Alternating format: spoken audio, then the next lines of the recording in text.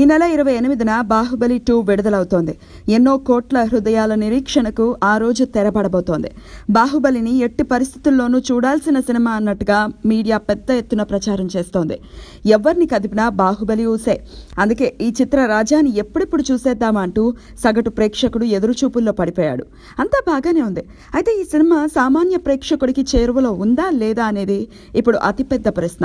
బాహుబలి రికార్డుల కోసమైతేనేమి, ఈ సినిమాకి ఉన్న డిమాండ్ వల్ల అయితేనేమి తొలి వారం రోజుల్లో టికెట్లు దొరికే పరిస్థితే లేదు. ఫ్యాన్స్ షోలతో బాహుబలి హంగామా మొదలవుతోంది. ఆ షోకి ఇంకా పర్మిషన్లు రాకపోయినా ఒక్కో టికెట్ దాదాపు 2,000 రూపాయలు ఉంటుందన్నది ఓ అంచనా. తొలి రోజు టికెట్ల రేట్లను పెంచుకోవటానికి ఇటు తెలంగాణ ప్రభుత్వం నుంచి అటు ఆంధ్రప్రదేశ్ ప్రభుత్వం నుంచి అనుమతులు సంపాదించుకోవటానికి నిర్మాతలు ప్రయత్నాలు ప్రారంభించేశారు. తొలి 3 రోజుల్లో తమకి ఇష్టం వచ్చిన రేటుకి సినిమా టికెట్ అమ్ముకోవచ్చనమాట. అదే జరిగితే ఒక్కో టికెట్ కనీసం 200 అయినా ఉంటుంది. ఇప్పటికే ఏపీలోని కొన్ని థియేటర్లలో తొలి వారం ఒక్కో టికెట్ ని 200 నుంచి 500 వరకు అమ్ముకోవటానికి థియేటర్ యాజమాన్యం సిద్ధమైపోయిందని తెలుస్తోంది. అంటే థియేటర్ యాజమాన్యమే బ్లాక్ లో అమ్ముకోబోతోందన్నమాట.